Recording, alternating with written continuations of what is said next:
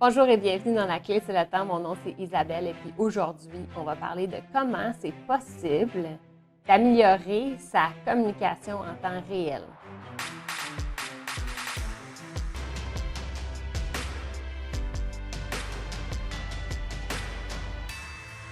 Je ne sais pas si vous êtes comme moi, mais à chaque fois que j'ai lu des livres qui m'aident à développer une meilleure communication, les astuces sont plus au niveau du développement personnel. On parle souvent de trucs comme, par exemple, d'apprendre à se connaître, d'être à l'écoute, de diminuer les distractions, d'être ouvert d'esprit, d'être capable de travailler sur une bonne gestuelle, ensuite d'être confortable avec le silence, etc., etc. C'est tous des éléments ils font 100% de sens et puis honnêtement, c'est super important de les travailler parce qu'effectivement, ça va vraiment aider la communication.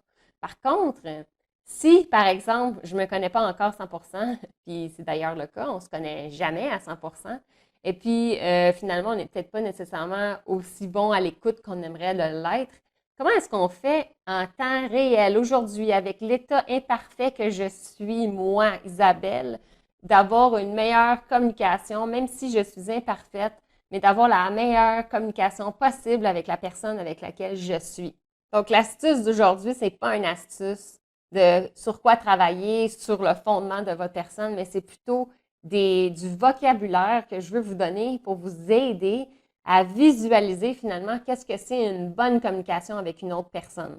Donc, en ayant ce vocabulaire-là, vous allez pouvoir être capable par la suite, lors d'une communication, de faire une analyse rapide avec la situation actuelle, puis de pouvoir dire, OK, qu'est-ce que je dois ajuster en ce moment, au moment présent, pour que la communication avec la personne avec laquelle je suis soit de qualité. Lorsqu'on parle d'une bonne communication, on utilise souvent les caractéristiques comme elle était harmonieuse, elle était stimulante. Donc, des termes qui sont un peu associés à la musique.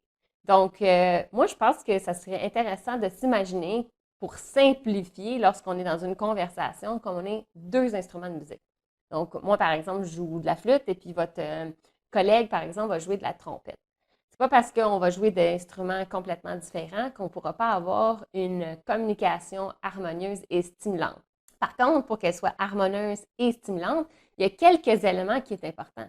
Parce que moi qui joue de la flûte traversière, par exemple, comparativement à la personne qui joue de la trompette, si la trompette, elle joue trop fort, par exemple, elle pourrait facilement m'enterrer et puis que moi, dans le fond, finalement, le petit son de ma flûte soit complètement disparu. Donc, à ce moment-là, ça ne sera plus une communication à deux sens, ça va devenir un monologue. Donc, il y a 4 éléments à prendre en considération si on veut avoir une belle communication. Un, c'est de penser à la mélodie. Qu'est-ce qu'on va jouer? Qu'est-ce qu'on est en train de parler, de discuter? Ensuite de ça, la deuxième, c'est le rythme. À quelle vitesse on va? Ensuite, ben, de décider c'est sur quelle tonalité on va jouer. Donc, si on ne joue pas sur la même tonalité, moi et le trompettiste, ben, ça va sonner assez faux, je peux vous le garantir. Et puis, le numéro 4, c'est d'avoir le bon ton, le bon volume, donc avoir la bonne quantité d'énergie associée à la conversation. Donc, l'aspect numéro 1, l'intérêt, la mélodie. Pour moi, la mélodie, c'est est-ce qu'on joue une musique rock, est-ce qu'on joue une musique classique? Donc, on parle d'intérêt, donc on parle de ce qui stimule l'autre. Donc, pour moi, ça, c'est super important. Donc, si on a un sujet de conversation qui n'intéresse pas l'autre, ben, à ce moment-là, c'est sûr que la conversation ne sera pas si bonne que ça. On pourrait être sur le même sujet, par exemple, donc toutes les deux parler de ski. Mais moi, ce que j'aime du ski, c'est de voyager, de découvrir de nouvelles montagnes, et ainsi de suite.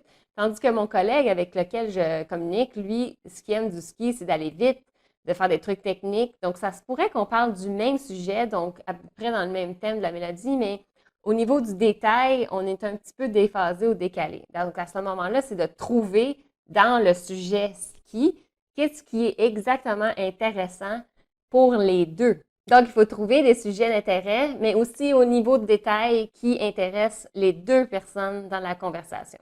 Ensuite, le deuxième aspect que j'ai dit, c'est le rythme de la musique. En musique, on peut aller à 100 battements minutes, on peut aller à 120 battements minutes, mais si on ne va pas au même rythme les deux, c'est certain qu'on va être facilement, rapidement déphasé, puis la mélodie ne sera plus, ou la musique ne sera plus agréable à entendre ou à écouter. Donc, ce qu'il faut faire, c'est de s'assurer d'avoir une vitesse d'élocution qui est adaptée pour les deux.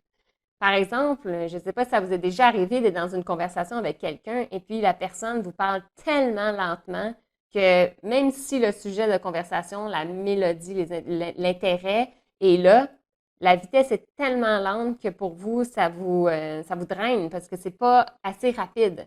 Ou ça vous est déjà peut-être arrivé d'être dans une conversation avec quelqu'un et puis la personne elle parle tellement vite, dit tellement de détails en même temps que là, pour vous, là, la vitesse est beaucoup trop rapide et puis ça vous étourdit. Donc, à ce moment-là, il faut trouver une vitesse de discussion qui est adaptée pour les deux. Par exemple, vous êtes avec une personne qui est plutôt introvertie, qui a besoin de réfléchir un peu avant de pouvoir parler. Si vous parlez très, très, très rapidement et que vous ne laissez jamais de pause entre ce que vous allez dire, ce qui va se passer, c'est que la personne devant vous va avoir jamais la chance de pouvoir partager ou communiquer avec vous. Donc, à ce moment-là, bien, vous pouvez voir que la personne n'a pas communiqué ou n'a pas réagi. À ce moment-là, vous pouvez facilement ajuster votre vitesse. Peut-être pas en parlant plus ou moins vite, mais en ajoutant des pauses dans votre discussion pour laisser le temps à l'autre personne de pouvoir interagir avec vous. Donc, vous allez pouvoir ajuster votre vitesse juste en ajoutant des pauses, par exemple. Ensuite, la tonalité, le troisième aspect.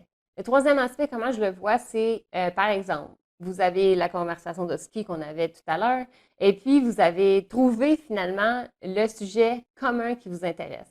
Donc, ça pourrait être, par exemple, les aspects techniques. Si votre collègue est très, très expert et commence à parler de façon très détaillée avec du vocabulaire que vous ne connaissez pas et que vous ne comprenez pas, ce qui va se passer, c'est que vous allez comme pas vous reconnecter. Vous allez parler d'un sujet commun qui vous intéresse, mais le niveau de détail utilisé puis la précision de la communication est trop précise. Puis vous, qui n'êtes pas l'expert, vous l'écoutez puis vous êtes complètement déphasé puis décalé. Donc à ce moment-là, vous n'êtes pas sur la même tonalité. On joue la même mélodie au bon rythme, mais on n'a pas joué sur la bonne tonalité. Ensuite, le dernier élément, c'est l'intensité, le volume. Si, par exemple, j'arrive dans une conversation, tout le monde est un petit peu, mettons, je pourrais dire, moins d'énergie, et puis moi, j'arrive avec toute mon énergie comme j'ai d'habitude, ça se pourrait que j'entends tout le monde. Donc, je joue trop fort, j'ai beaucoup trop d'énergie, je suis beaucoup trop passionnée, et puis j'ai un gros décalage avec les autres. Donc, à ce moment-là, il faut aussi ajuster, même si on va à la bonne vitesse, à la bonne mélodie et la bonne tonalité, il faut aussi jouer de notre instrument avec la bonne quantité d'énergie. Cela dit, c'est pas parce que vous allez commencer avec un niveau d'énergie dans une conversation que vous pourriez pas la faire évoluer. La clé, c'est le temps, tout évolue.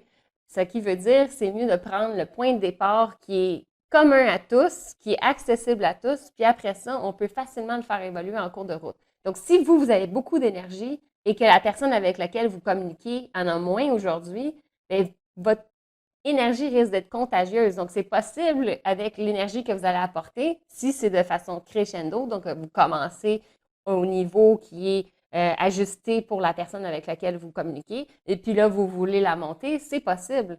Par contre, il faut partir d'un point de départ où il va y avoir une connexion puis une communication réelle entre les deux personnes. Donc, pensez-y, quand vous êtes dans une communication avec quelqu'un, pensez à ces quatre aspects-là. Est-ce que j'ai la bonne mélodie? Donc, est-ce qu'on parle des bons champs d'intérêt? Ensuite de ça, est-ce qu'on va à la même vitesse? Est-ce qu'on parle à une vitesse où on permet à l'autre qu'il puisse avoir une interactivité? Donc, que ça ne soit pas un monologue. Ensuite, est-ce qu'on est sur la bonne tonalité? Est-ce que je mets trop de vocabulaire précis, détaillé d'expert, que la personne, même si on est sur le même point d'intérêt et qu'on parle à un bon rythme, la personne est complètement dépourvue de compréhension de ce que vous racontez. Donc, il faut ajuster votre vocabulaire. Et puis, à la fin, si vous avez trop d'énergie et puis que vous enterrez l'autre instrument de musique, bien à ce moment-là, vous n'allez pas laisser la place de faire une belle mélodie. Vous allez être finalement un monologue, donc le seul instrument à jouer parce qu'il va enterrer tous les autres. Donc, lorsque vous êtes dans une conversation en temps réel, vous pouvez utiliser ces astuces pour pouvoir vous ajuster. Si vous voyez que la personne regarde un peu à gauche, à droite, c'est peut-être que le sujet d'intérêt n'est pas très intéressant. Si, par exemple, la personne devant vous ne participe pas, vous parlez, vous faites des pauses, puis la personne ne vient pas. Peut-être que c'est trop rapidement, peut-être que vous avez pris trop de place. Faites des pauses, changez le sujet, trouvez un autre sujet de conversation, démarrez-le. Faites une pause, laissez l'autre embarquer. Changez le rythme, changez votre intensité. Vous allez voir, plus que vous allez explorer avec la personne au niveau de ces 4 champs-là, et puis plus que vous allez avoir de chances d'aller chercher une conversation intéressante et de qualité. Donc, pour avoir une excellente communication au moment présent, avec l'état d'imperfection que vous êtes, donc peut-être pas aussi apte à écouter ou peut-être pas aussi intéressant dans votre discours ou vous n'avez pas encore développé XY talent, c'est pas grave. Le but, c'est d'être le mieux qu'on peut au moment présent. Donc, la prochaine fois que vous êtes dans des rencontres de networking, que vous avez des discussions avec votre famille, que vous parlez avec un collègue, pensez à ces 4 aspects. Vous allez voir comment est-ce que vous pouvez ajuster on the spot, donc en temps réel, ces 4 aspects-là pour voir comment la conversation va évoluer. Ça se pourrait qu'après avoir ajusté vos 4 paramètres, la conversation n'est pas nécessairement encore très agréable. Pas de souci, pas de problème.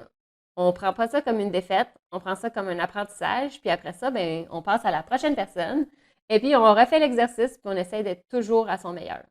J'espère que ça vous a plu. Si c'est le cas, je vous invite à vous inscrire à ma chaîne et aller lire mon blog, la clé, c'est le temps.com. Bonne journée!